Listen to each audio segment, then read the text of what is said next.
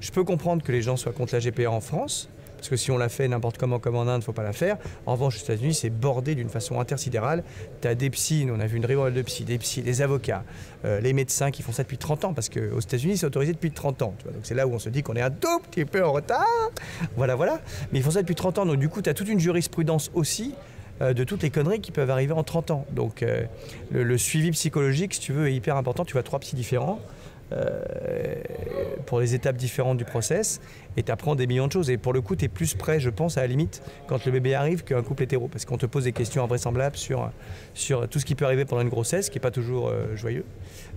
Au moins tu en prends conscience avant et tu te rends compte est-ce qu'on se lance dans l'aventure ou pas et ouais non c'est hyper bordé donc si jamais un jour ça arrive en France il faut que ce soit aussi bordé parce que là du coup tu vois franchement c'est hyper safe, c'est hyper réglo.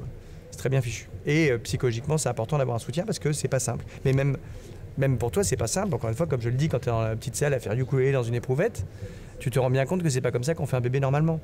Donc il faut aussi que toi, tu passes un cap psychologique, te dire bon allez, c'est comme ça, je vais à tout prix transmettre. Voilà, j'ai envie d'aider quelqu'un dans ce monde et puis tu y vas.